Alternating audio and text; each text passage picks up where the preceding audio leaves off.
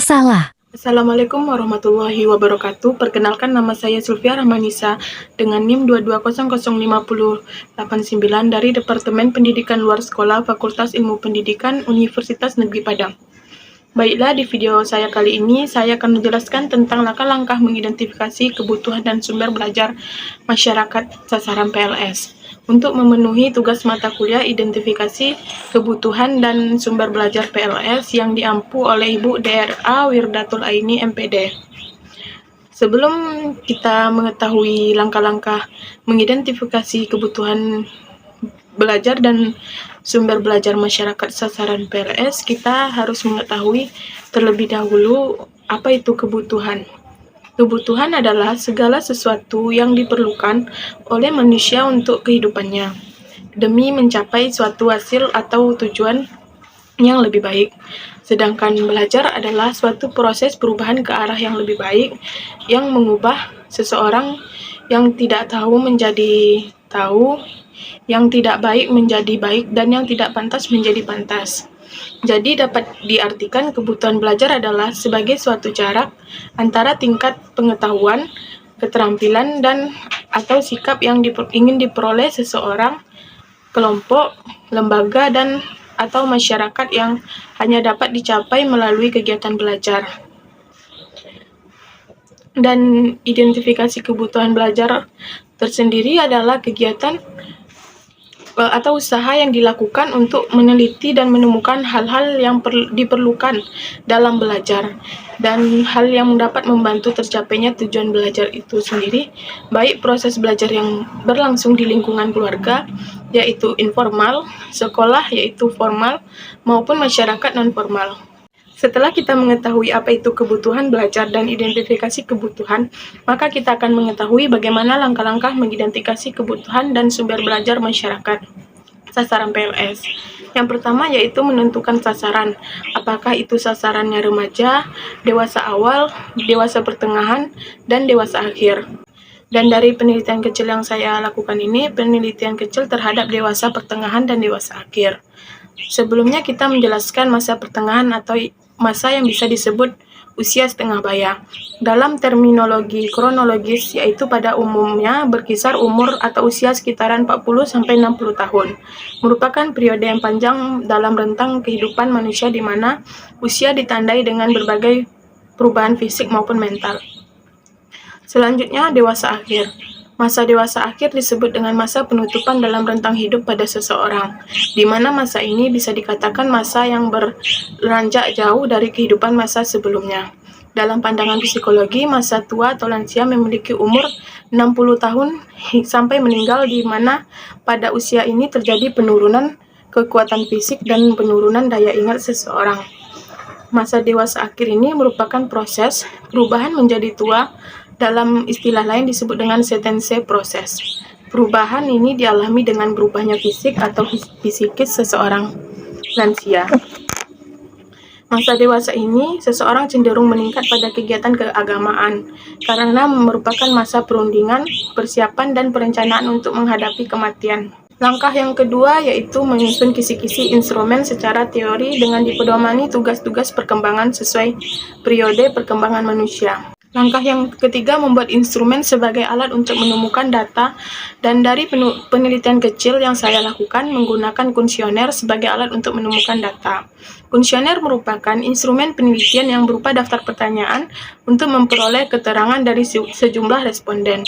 Untuk memperoleh keterangan dari sejumlah responden, kuesioner dapat disebut juga sebagai wawancara tertulis, karena isi konsep merupakan suatu rangkaian pertanyaan yang tertulis, yang ditujukan kepada responden dan diisi sendiri oleh responden. Tetapi karena para responden saya dewasa akhir dan dewasa pertengahan, jadi saya cuma bertanya langsung kepada responden tersebut, nanti ia memberi jawaban yang apa yang saya tanyakan, dan saya menuliskannya di dalam kuesioner.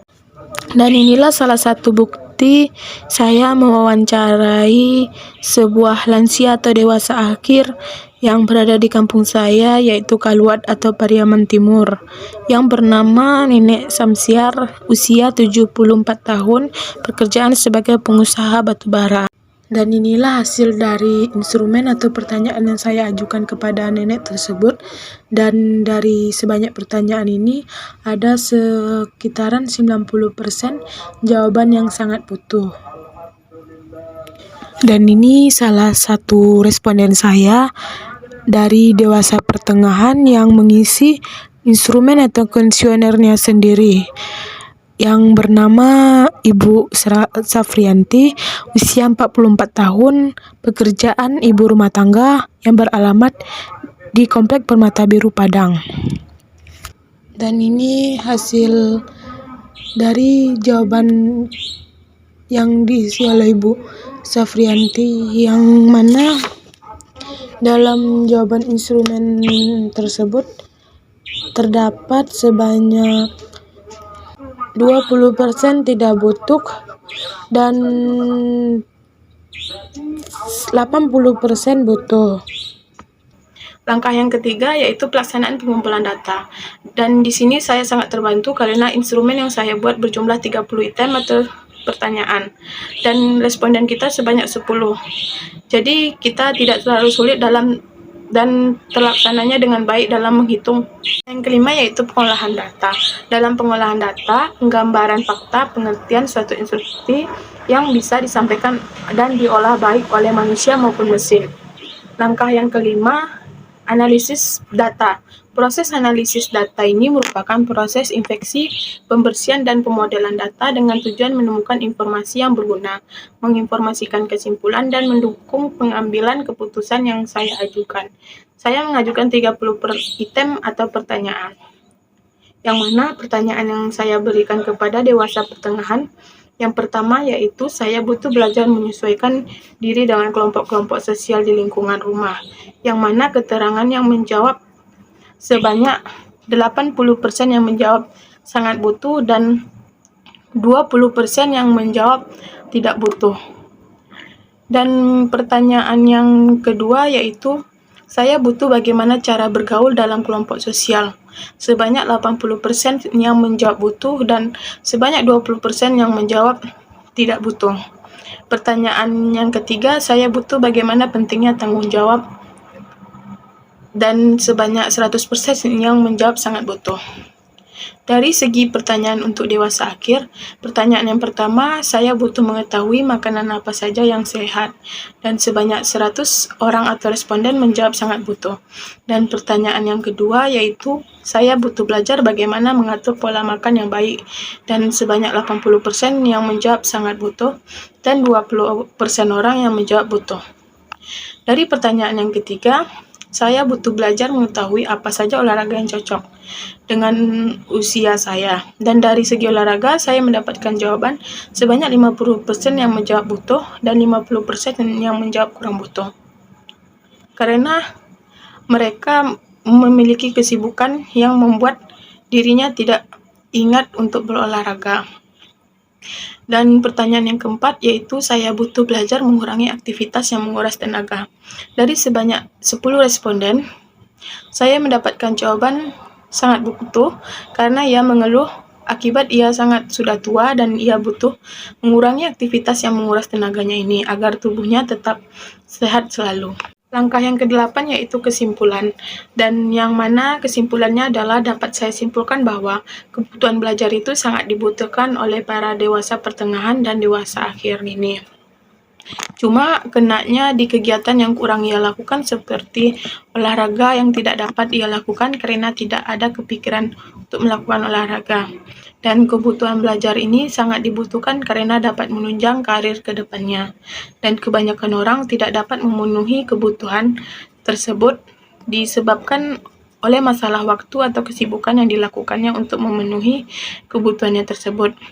Dan dari jawaban pertanyaan terhadap responden yaitu dewasa pertengahan dan dewasa akhir, berdasar jawabannya saya analisis bahwa setiap orang atau setiap individu itu memiliki kebutuhan belajar yang berbeda-beda.